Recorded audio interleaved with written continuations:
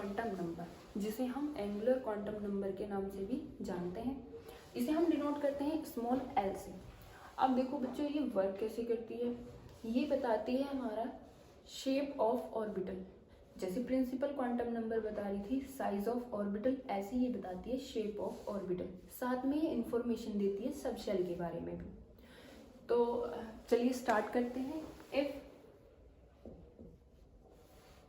n की value 0 है, 1, 2, 3, 4 कुछ भी हो सकती है, मतलब 0 से लेके पॉजिटिव इंटीजर तक कुछ भी हो सकती है।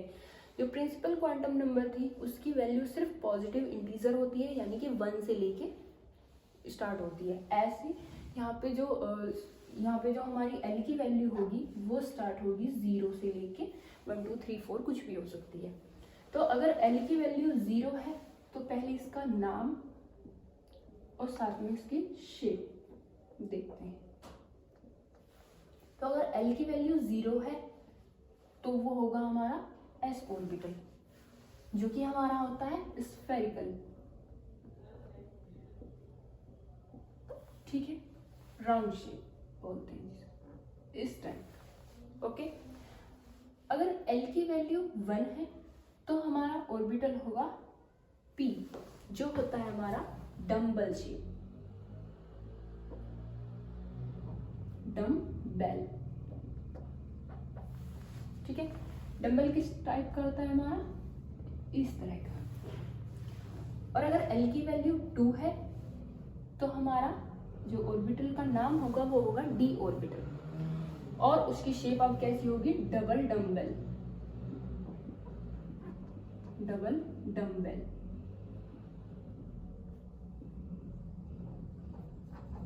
कुछ इस टाइप का। ओके, अगर l की वैल्यू 3 है तो हमारा ऑर्बिटल होगा f ऑर्बिटल, जिसकी शेप कॉम्प्लिकेटेड होती है,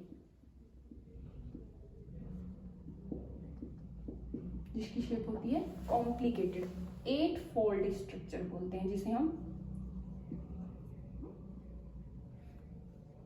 8 फोल्ड स्ट्रक्चर।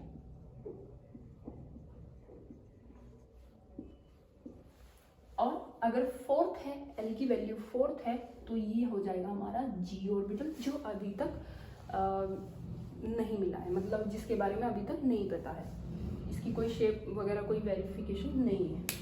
ओके, तो ये होता है हमारे l की वैल्यूज। उसके बाद हमें पता कैसे चलेगा कि किसी l के लिए अगर l की वैल्यू 0 है तो उसके अंदर कितने ऑर्बिटल्स प्रेजेंट होंगे या कितने इलेक्ट्रॉन्स प्रेजेंट होंगे। तो उसके लिए हम देखते हैं,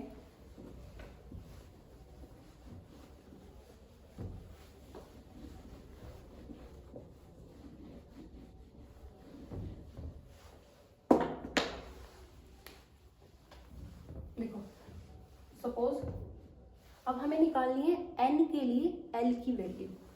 if n is equal to 1 तो n के लिए l की 2 वैल्यू होंगी, दो नहीं, 1, 0। अगर n इज इक्वल टू 2 है तो l की भी 2 ही वैल्यू होंगी, कौन कौन सी, 0 और 1। अगर n की वैल्यू 3 है तो l की 3 ही वैल्यूज होंगी, 0, 1 एंड 2। अगर n की वैल्यू 4 है तो l की भी 4 ही वैल्यूज होंगी, 0, 1, 2 एंड 3। यानी कि आप कह सकते हो n-1 वैल्यूज होंगी l की। तो अब यहाँ से ऑर्बिटल कैसे पता चलेंगे हमें, जैसे 0 है तो 0, l की वैल्यू अगर 0 है तो वहां पे सिर्फ s ऑर्बिटल होगा, जिसे हम बोल देंगे 1s ऑर्बिटल। अगर l की वैल्यू 0 है और 1 है तो यानी कि, और n की वैल्यू 2 है तो उसके लिए हम लिखेंगे 2s और 2p। ये कहाँ से आए हैं, 2 कहाँ से आए हैं, अगर n की वैल्यू 2 है तो हम लिखेंगे 2 दोनों के सामने। और अगर l की वैल्यू 0 है तो s और l की वैल्यू 1 है तो p। इन सेम वे अगर n की वैल्यू 3 है तो 3 वैल्यूज देखेंगे, 3, 0 के लिए s, फिर से 3, और L की वैल्यू 1 है तो 3p, फिर से 3 लिखेंगे N की वैल्यू, और अगर L की वैल्यू 2 है तो उसके लिए अभी हमने देखा था 3d। ठीक है, ऐसे ही अगर N की वैल्यू 4 है तो L की वैल्यू भी 4 ही होंगी। कौन कौन सी? 4s, 4p, 4d and 4f। तो इस तरह से हम कह सकते हैं कि अगर N की वैल्यू 1 है तो L की वैल्यू 0 होगी, जिसमें एक ही ऑर्बिटल होगा 1s, और अगर N की वैल्यू 2 है तो L की भी दो वैल्यू होंगी 0 एंड 1, जिसके लिए दो ऑर्बिटल्स होंगे, 2s ऑर्बिटल और 2p ऑर्बिटल। ऐसे हमारे N की वैल्यू अगर 3 है तो L की वैल्यू भी 3 होंगी, 0 1 2, और 3 इसके अंदर ऑर्बिटल प्रेजेंट होंगे। कौन कौन से? 3s 3p 3d। ऐसे ही आप इसके निकाल सकते हो 4s 4p और 4d और 4f। ठीक है, इतना समझ में आया? तो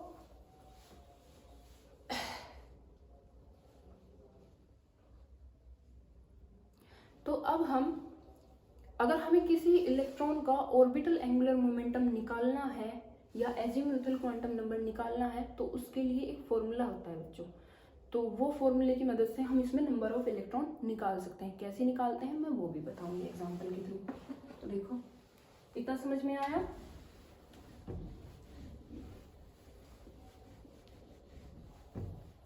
लिखो,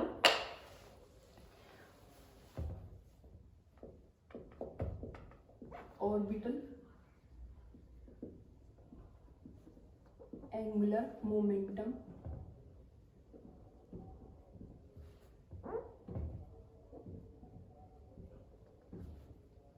ऑफ एन इलेक्ट्रॉन। ठीक है, उसके लिए फॉर्मूला होता है हमारा h/2 √L × L+1। ठीक है, ये फॉर्मूला नोट कर लेना है, बहुत ही इंपॉर्टेंट फॉर्मूला है, आपको आगे भी काम आने वाला है। तो सपोज करो हम इसका फॉर्मूले का यूज कहाँ करेंगे हम, तो उसके लिए क्वेश्चन लिखो, find orbital angular momentum of an electron in 3p subshell. तो हमें 3p सबसेल के लिए एंगुलर मोमेंटम निकालना है। कौन सी शेल है आपकी? 3p। कैसे निकालेंगे इसके लिए? इस फॉर्मूले में रखेंगे हम। तो फॉर्मूला क्या है हमारा इसके लिए? h/2 √L की वैल्यू यहाँ से निकालेंगे। हमें पता है अगर L = 0 हो तो हमारा कौन सा ऑर्बिटल होता है? s ऑर्बिटल, और अगर L की वैल्यू 1 हो तो p ऑर्बिटल, यानी कि हमारा p के लिए L की वैल्यू 1 होती है। तो हम यहाँ पे लिखेंगे 1 × 1 + 1, तो ये आ जाएगा आपका यहाँ से h/2 √1 + 1, यानी कि 1 × 2, तो 2 आ जाएगा। √2 की वैल्यू क्या होती है? 1, तो h/2 × 1। तो यहाँ से हमारा ऑर्बिटल एंगुलर मोमेंट, और किसी इलेक्ट्रॉन के लिए ऑर्बिटल एंगुलर मोमेंटम क्या आ गया? 1 आ गया। ऐसे अगर आपको दे दिया जाए 2s इलेक्ट्रॉन के लिए, अगर आपसे पूछा जाए 2s इलेक्ट्रॉन के लिए ऑर्बिटल एंगुलर मोमेंटम निकालो, तो डायरेक्ट फॉर्मूले में रखो h/2 × अगर s ऑर्बिटल है तो L की वैल्यू क्या होती है? 0, तो ये सब रख दो, 0 + 0 0 × 0 + 1, तो ये सारा 0 हो जाएगा, तो वैल्यू क्या आ जाएगी आपकी? 0। ठीक है, तो ऑर्बिटल एंगुलर मोमेंटम की वैल्यू क्या हो जाएगी? 0। इस तरह से निकाल लेते हैं। ओके, उसके बाद हमारा थर्ड पॉइंट आता है मैग्नेटिक क्वांटम नंबर। ये बहुत ज़्यादा इंपॉर्टेंट है, magnetic quantum number.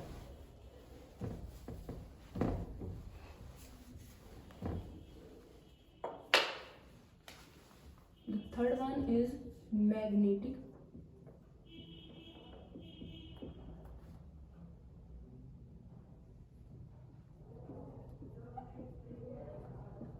quantum numbers.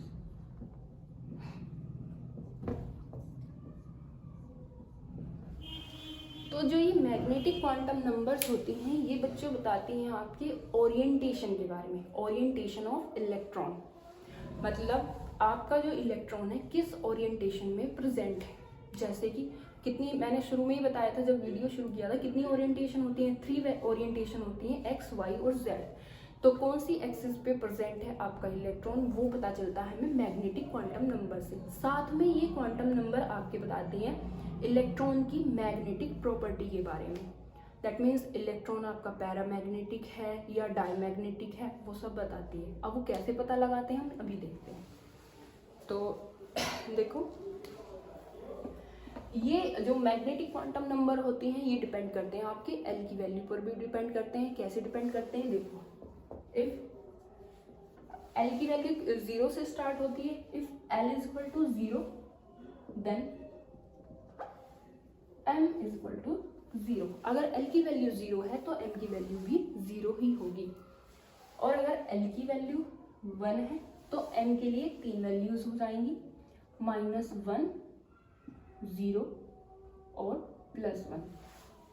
फिर एल की वैल्यू अगर 2 है तो एम की वैल्यू हो जाएगी -2, -1, 0, +1 एंड +2। ठीक है।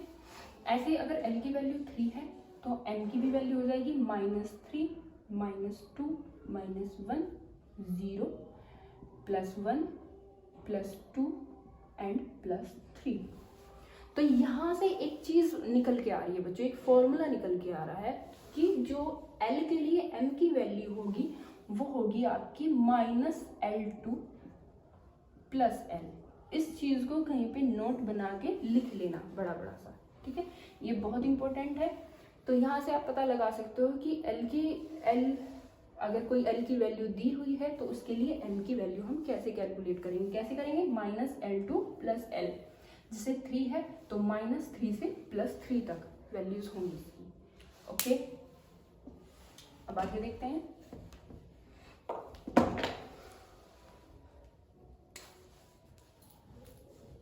अब इसमें हम निकालेंगे नंबर ऑफ ऑर्बिटल्स कि कितने नंबर ऑफ ऑर्बिटल यहाँ पे प्रेजेंट होंगे यदि L की वैल्यू ये सब दी हुई हो और M की वैल्यू यहाँ से आ गई।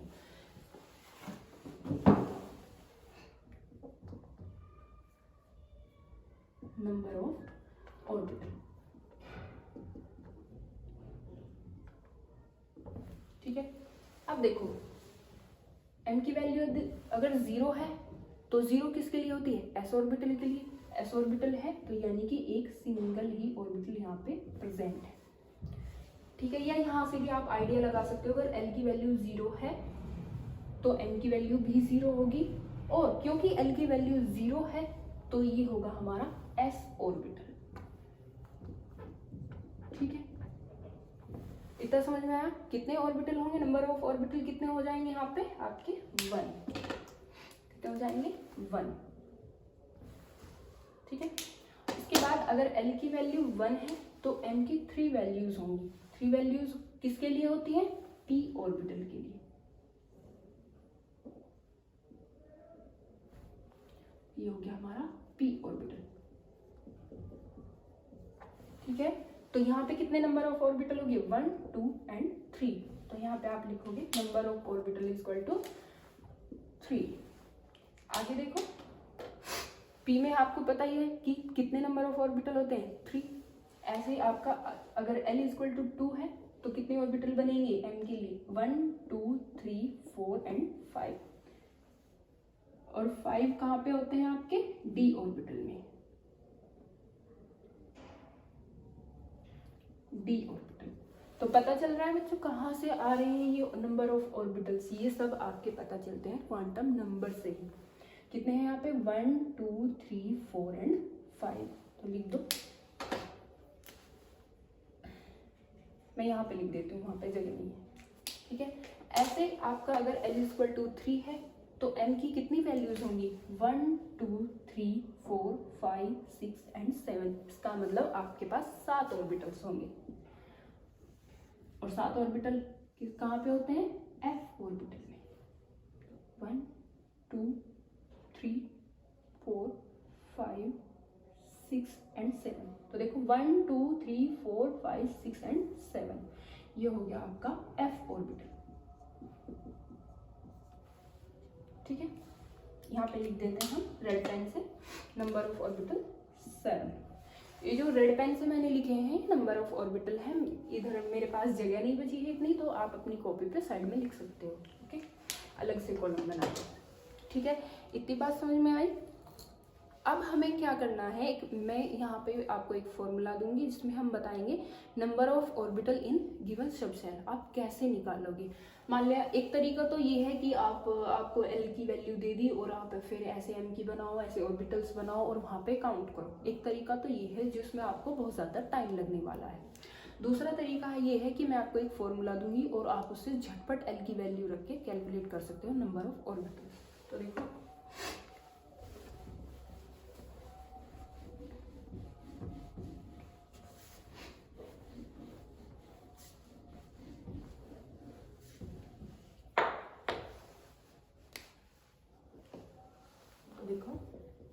number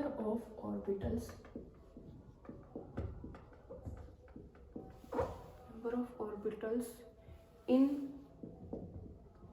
a given subshell।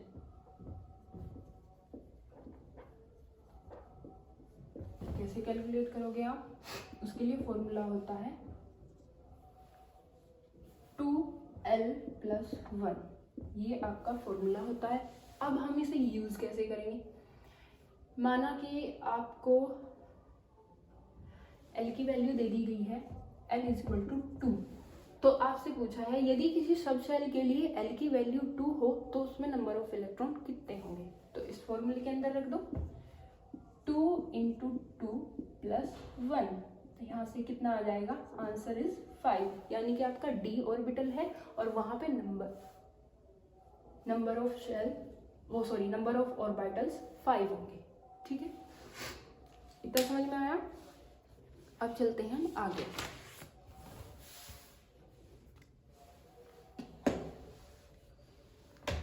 अब लास्ट आपका आता है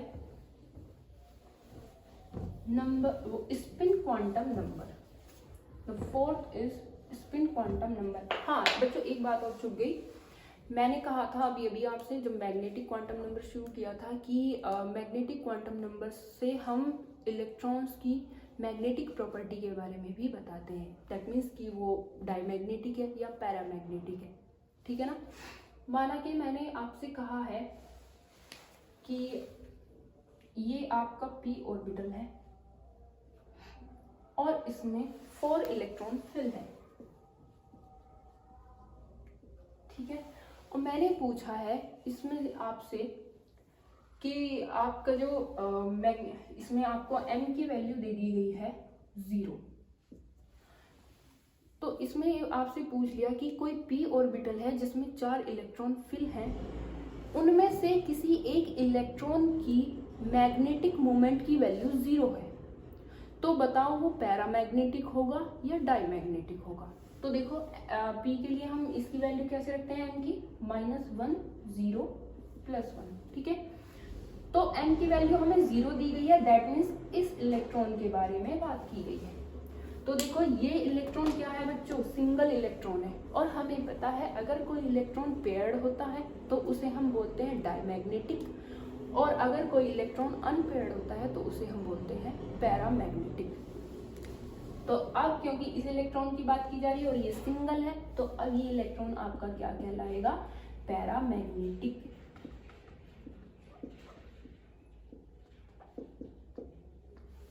और अगर मैं बात करूं कि m = -1 दी हुई है इलेक्ट्रॉन की वैल्यू, तो बताओ मैग्नेटिक क्वांटम नंबर की वैल्यू आपकी -1 दी गई है, तो बताओ वो इलेक्ट्रॉन पैरामैग्नेटिक होगा या डायमैग्नेटिक होगा। तो -1 किन के लिए, इनके लिए है, इन इलेक्ट्रॉन्स के लिए, और ये क्या है आपके पेयर्ड है, और पेयर्ड इलेक्ट्रॉन होते हैं आपके डायमैग्नेटिक इन नेचर।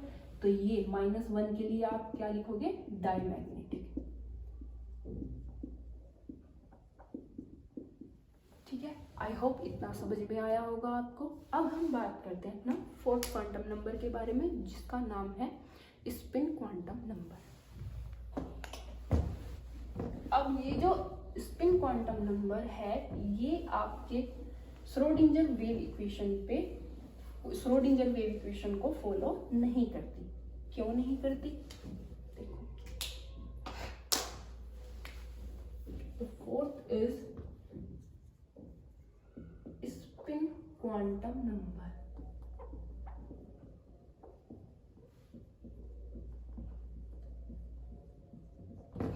इतना तो देख के पता ही चल गया होगा कि हम इलेक्ट्रॉन की स्पिन के बारे में बात कर रहे हैं। देखो, अब तक हम बात कर रहे थे अपने ऑर्बिटल्स के बारे में, शेल के बारे में, सब शेल के बारे में, इन सब के बारे में हम बात कर रहे थे। अब जो इलेक्ट्रॉन एक्चुअली किस पोजीशन में प्रेजेंट है, यानी कि वो ऊपर की तरफ को स्पिन करके है, नीचे की तरफ को स्पिन करके है, उसकी नॉलेज हमें होती है स्पिन क्वांटम नंबर से। अब ये हमारे श्रोडिंगर वेव इक्वेशन को फॉलो क्यों नहीं करती? देखो, हमें पता है कि ये अपने एटम का न्यूक्लियस है और इसके चारों तरफ शेल है, उसमें इलेक्ट्रॉन घूमते रहते हैं as a wave, as a particle. ठीक है, अब इन सब के बारे में कि वेव और पार्टिकल्स की फॉर्म में घूम रहे हैं और किस पोजीशन पे हैं वो हमें पता चल गया n से, l से और n से। ठीक है, अब हमें क्या पता कि वो ऊपर की तरफ को स्पिन करके है, नीचे की तरफ को स्पिन करके है। तो उसका हमें पता चलता है, हमें पता है कि इलेक्ट्रॉन जो है इन शेल में घूमने के साथ साथ अपनी ऑर्बिट पे भी घूमता रहता है। ऐसे अपनी ऑर्बिट पे भी लगातार इलेक्ट्रॉन्स घूमते रहते हैं जी। इन्हें ही हम बोलते हैं ड्यूअल नेचर ऑफ इलेक्ट्रॉन। जैसे हमारी अर्थ सन के चारों तरफ एक ऑर्बिटल में तो घूमती ही है, साथ ही साथ अपनी ऑर्बिट पे भी घूमती है, जिसकी वजह से डे और नाइट होते हैं ना। तो ऐसे ही इलेक्ट्रॉन भी अपनी ऑर्बिट पर घूमते रहते हैं शेल में घूमने के साथ साथ। तो देखो, अब जो हमारी स्पिन क्वांटम नंबर होती हैं उसमें किसी इलेक्ट्रॉन की दो ही पॉसिबल स्पिन हो सकती हैं, या तो ऊपर की तरफ को या नीचे की तरफ को। तो उसके लिए दो वैल्यू दे दी गई हैं। एक तो अगर स्पिन ऊपर की तरफ को है तो उसके लिए वैल्यू होती है +½ और अगर स्पिन नीचे की तरफ है तो उसके लिए वैल्यू होती है -½ ठीक है, इतना समझ में आया? ये तो हो गई हमारी क्वांटम नंबर की बात। यहाँ पे हमारी चारों क्वांटम नंबर्स खत्म होते हैं। कुछ बच्चों को समझ में आ गया होगा। अब कुछ बच्चों को थोड़ा कंफ्यूजन होगा कि मैडम ने अलग अलग समझा तो दिए हैं, NLMS समझा तो दिए हैं, लेकिन हम इन्हें यूज़ कैसे करें और सब मिक्सअप हो गया है मामला। तो चलो देखते हैं, इसके लिए हम कुछ क्वेश्चन करते हैं। ठीक है, तो सबसे पहले तो मैं आपसे क्वेश्चन करती हूँ, calculate the total number of electron, calculate the total number of electron if n is equal to 3। Question है if n is equal to 3 तो हमें टोटल नंबर ऑफ इलेक्ट्रॉन निकालने हैं कि उस ऑर्बिटल में या उस शेल में टोटल कितने इलेक्ट्रॉन प्रेजेंट होंगे। तो ठीक है, यहाँ पे रखते हैं हम n, l, m और ठीक है। अगर n की वैल्यू 0, सॉरी n की वैल्यू तो कभी 0 होती नहीं, अगर n की वैल्यू 1 तो l की वैल्यू क्या हो जाएगी, यहाँ पे 3 वैल्यू हो जाएगी। सॉरी, हमने बात की है n = 3, तो हम डायरेक्ट ये बात करेंगे n = 3, तो l की भी 3 ही वैल्यू होंगी। कौन कौन सी?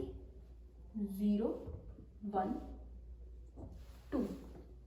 अगर n की वैल्यू 3 तो l की 3 वैल्यूज होंगी, 0, 1 और 2। अगर l की वैल्यू 0 है तो m की वैल्यू भी क्या हो जाएगी, 0। अगर l की वैल्यू 1 है तो m की 3 वैल्यूज होंगी, -1, 0, +1। कहाँ से आइए, -l से +l तक चलते हैं। और अगर l की वैल्यू 2 है तो इसकी 5 वैल्यूज हो जाएंगी, -2, -1, 0, +1 और +2। ठीक है, अब देखो, अगर m की वैल्यू 0 है तो यानी कि s ऑर्बिटल है, और s ऑर्बिटल में कितने, स्पिन क्वांटम नंबर अगर हम निकालें इसकी, अगर m की वैल्यू 0 है तो सिर्फ एक ही ऑर्बिटल प्रेजेंट होगा, कौन सा, 1s, और 1s में सिर्फ 2 ही इलेक्ट्रॉन प्रेजेंट हो सकते हैं, एक की स्पिन होगी ऊपर की तरफ को और एक की स्पिन होगी नीचे की तरफ को। जिसकी स्पिन ऊपर की तरफ को होती है उसे लिखते हैं हम +½ और जिसकी नीचे की तरफ होती है उसे लिखते हैं -½ अगर मैं इन दोनों को ज्वाइंट करके लिख दूं तो मैं क्या लिख सकती हूँ, इसकी वैल्यू +−½ ठीक है। और ऐसे यहाँ पे ले लो -1, अगर हमारी L की वैल्यू 1 है तो इसके लिए M की वैल्यू 3 आ जाएंगी, और 3 वैल्यू किसके लिए होती है हमारी, 3 वैल्यू M की होती है हमारी p ऑर्बिटल के लिए। तो यहाँ पे हो गया हमारा p ऑर्बिटल, p ऑर्बिटल हो गया, तो p ऑर्बिटल में के अंदर 3 सब ऑर्बिटल होते हैं, तो उन तीनों के लिए वैल्यू रख दो +−½ +−½ और +−½ 3 वैल्यूज यहाँ से आ गई हमारी s के लिए। ऐसे हमारा जो ये है L की वैल्यू 2 है तो M की वैल्यू 5 थी, तो क्योंकि हर एक वैल्यू पे एक ऑर्बिटल प्रेजेंट होता है, और 5 के लिए अगर M की वैल्यू 5 आ रही है, 5 सब ऑर्बिटल हैं, किसमें प्रेजेंट होते हैं, हमारे d ऑर्बिटल में, ठीक है। और d ऑर्बिटल में 5 हैं तो एक ऑर्बिटल में 2 इलेक्ट्रॉन प्रेजेंट हो सकते हैं, जिनकी वैल्यू क्या होगी, +−½ स्पिन क्वांटम नंबर +−½ ऐसे 5 टाइम्स लिख दो, +−½ +−½ और +−½ 5 टाइम्स ये हो गए। अब निकालते हैं हम यहाँ पे नंबर ऑफ इलेक्ट्रॉन। कैसे, देखो 2 इलेक्ट्रॉन तो यहाँ पे प्रेजेंट होंगे, जिसमें से एक की वैल्यू होगी +½ और एक की वैल्यू होगी -½ तो 2 इलेक्ट्रॉन तो ये हो गए भाई। यहाँ पे देखो 2 इलेक्ट्रॉन यहाँ पे होंगे, 2 यहाँ पे होंगे, 2 यहाँ पे होंगे, तो ये होंगे हमारे 6 इलेक्ट्रॉन। ऐसे यहाँ पे 5 वैल्यूज है, तो 5 वैल्यूज के लिए हमारे क्या होंगे, 10 इलेक्ट्रॉन, ठीक है ना। यहाँ पे लिख लो अपना नंबर ऑफ इलेक्ट्रॉन, ठीक है ना। अब देखो, या आपको अगर ऐसे भी समझ में नहीं आ रहा तो इतना समझ लो, क्योंकि m की वैल्यू 0 है और m की वैल्यू 0 किसके लिए होती है, s ऑर्बिटल के लिए, तो s ऑर्बिटल में मैक्सिमम कितने इलेक्ट्रॉन्स आ सकते हैं, 2। अगर m की वैल्यू 3 है, ये देखो ये 3 वैल्यूज, अगर m की वैल्यूज 3 है तो 3 वैल्यू किसके लिए होती है, p ऑर्बिटल के लिए, तो p ऑर्बिटल में मैक्सिमम 6 इलेक्ट्रॉन एंटर कर सकते हैं, ऐसे ही d ऑर्बिटल में मैक्सिमम 10 इलेक्ट्रॉन एंटर कर सकते हैं। अब इन्हें कंबाइन कर दो, 2, 6 और 10, तो टोटल नंबर ऑफ इलेक्ट्रॉन कितना हो गया, 18 इलेक्ट्रॉन। तो अब हम कह सकते हैं अगर n की वैल्यू 3 है तो हमारे पास टोटल 18 इलेक्ट्रॉन एंटर कर सकते हैं। मतलब दोबारा रिपीट कर रही हूँ, अगर n की वैल्यू 3 है तो उस शेल में मैक्सिमम 18 इलेक्ट्रॉन एंटर कर सकते हैं। ऐसे हम निकाल लेते हैं अपने। इसी टाइप के क्वेश्चन आपके आते हैं कि अगर n की वैल्यू 2 है तो कितने इलेक्ट्रॉन, तो शेल में मैक्सिमम कितने इलेक्ट्रॉन होंगे, अगर n की वैल्यू 1 है तो कितने होंगे, n की वैल्यू 4 है तो कितने होंगे, इस तरह से हम अपने निकाल लेते हैं।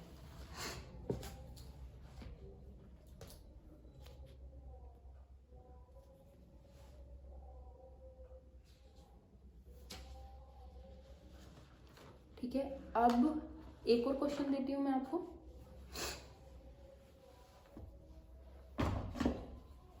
एक और क्वेश्चन देती हूँ मैं आपको। ये सब क्वेश्चन आपके नोट्स में ऑलरेडी मैंने लिख रखे हैं, दे रखे हैं आपको, तो अगर आप चाहो नोट करना तो कर सकते हो, अदरवाइज आप ऐसे भी वीडियो देख के काम चला सकते हो अपना। सब कुछ लिखा हुआ है वहाँ पे ऑलरेडी और डिटेल में लिखा हुआ है, कुछ एक्सप्लेन किया हुआ है।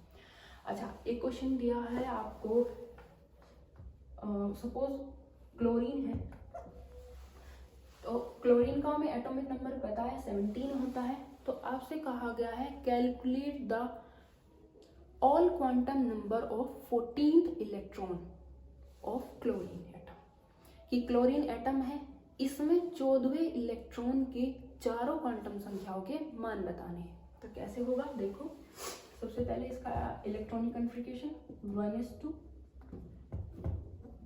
2s2 2p6 3s2 3p5।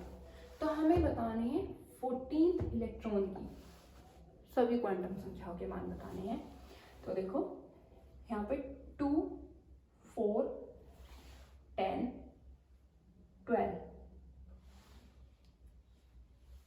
12 electron यहाँ तक हो गए। तो यानी कि हमारा जो 14th इलेक्ट्रॉन होगा वो यहाँ कहीं पे होगा। तो इसकी ऑर्बिटल बनाओ 3p5, ये हो गया हमारा 3p। इसमें 5 इलेक्ट्रॉन है तो फिलिंग करना शुरू करो 1, 2, 3, 4 एंड 5। तो 12 इलेक्ट्रॉन तो हमारे यहाँ तक हो गए थे 12 इलेक्ट्रॉन। तो अब हम देखते हैं 14th इलेक्ट्रॉन कौन सा होगा हमारा, 13 एंड 14। तो इस इलेक्ट्रॉन के बारे में पूछा गया है कि इसकी सभी क्वांटम संख्याओं के मान बताओ। तो अब हम यहाँ पे n की वैल्यू रखते हैं। तो p के लिए अगर p है तो देखो सबसे पहले देखते हैं हम n की वैल्यू। सबसे पहले निकालते हैं n की वैल्यू। n की वैल्यू कैसे पता चलेगी, लास्ट इलेक्ट्रॉन देखो कहाँ पे एंटर किया है, थर्ड शेल में। तो n इज इक्वल टू 3। फिर निकालते हैं हम l की वैल्यू। l लास्ट इलेक्ट्रॉन कहाँ पे एंटर किया है, p शेल में, सॉरी p सब शेल में। तो p के लिए l की वैल्यू क्या होती है हमारी 1। वो निकालते हैं ना कि s के लिए 0, p के लिए 1, d के लिए 2 और f के लिए 3 ऐसे। तो p के लिए कितनी होती है हमारी 1 होती है l की वैल्यू। इधर समझ में आया। अब देखो अब निकालते हैं हम अपनी m की वैल्यू। m की वैल्यू कैसे निकालते हैं, अगर l की वैल्यू 1 होती है तो m की वैल्यू -1 से +1 तक होती है। लिख दो -1, 0 और +1। तो क्योंकि इलेक्ट्रॉन यहाँ पे प्रेजेंट है और इस ऑर्बिटल के लिए m की वैल्यू क्या है हमारी 0, तो रख दो। अब निकालते हैं हम अपनी s की वैल्यू। s की वैल्यू देखो क्योंकि इलेक्ट्रॉन का स्पिन ऊपर की तरफ है तो हमारा s की वैल्यू क्या आ जाएगी +12। इस तरह से हम सभी क्वांटम संख्याओं के मान निकाल लेंगे। सबकी वैल्यूज निकल गई, ठीक है। इसकी वजह से मैं एक और क्वेश्चन देती हूँ आपको। क्वेश्चन है calculate the all quantum numbers of last electron of oxygen atom.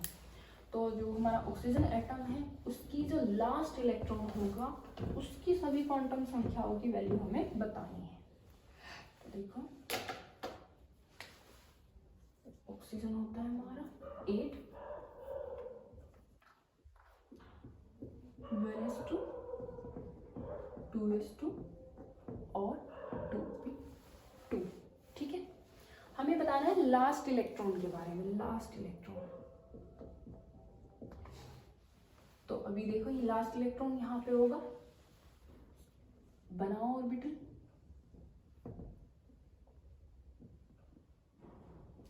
इस तरह से फिलिंग करेंगे। 1 मिनट, 8 पे होगा 4, 2, 4 और 4, 8। तो बनाओ 4 इलेक्ट्रॉन ऐसे, इस तरह से होगी फिलिंग।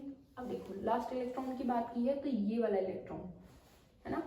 तो अब देखो अगर हम बात करें n के लिए, बच्चों मेरा जो n है वो देखने में l जैसा लगता है तो आप प्लीज इस चीज का ध्यान रखना। तो देखो क्योंकि लास्ट इलेक्ट्रॉन हमारा 2 शेल में गया है, सेकंड शेल में गया है, तो n = 2। l की वैल्यू निकालो क्योंकि p में गया है और p के लिए l की वैल्यू क्या होती है हमारी 1। और देखो अब m की वैल्यू निकालो। m की 3 वैल्यूज होंगी -1, 0 और +1। तो अब देखो हमारा इलेक्ट्रॉन कौन सी पोजीशन पे है, लास्ट इलेक्ट्रॉन -1 वाले में। तो m = -1। और अब निकालते हैं s की value, spin quantum number. Spin नीचे की तरफ है तो वैल्यू हो जाएगी -12। तो ये निकल गई आपकी सारी क्वांटम संख्याओं की वैल्यू। इस तरह से आप और भी क्वेश्चन निकाल सकते हो। आपको एग्जामिनर किसी भी इलेक्ट्रॉन के बारे में पूछ सकता है कि 4 क्वांटम संख्याओं की वैल्यू बताओ। एक्चुअल में क्वांटम नंबर्स की वैल्यू नहीं पूछना चाहते, वो आपसे पूछना चाहते हैं कि इलेक्ट्रॉन का एड्रेस, कि एक्चुअल में इलेक्ट्रॉन कहाँ पर प्रेजेंट है, ठीक है। तो इसके साथ ही हम अपना लेक्चर ख़त्म करते हैं। आई होप आपको समझ आया होगा। अगर ये समझ में नहीं आया है तो आपको जो मैंने नोट्स दिए हुए हैं वहाँ से भी आप देख लेना, वहाँ से पक्का आपको हेल्प मिल जाएगी। और अगर इसके बाद भी कोई प्रॉब्लम हो तो आप मुझे कमेंट कर सकते हो। नहीं, कमेंट मत करना, आप मुझे हमारा जो ग्रुप है उसी में आप अपना मैसेज छोड़ सकते हो। पर्सनल कॉल या पर्सनल मैसेज कोई नहीं करेगा, प्लीज़। Okay then.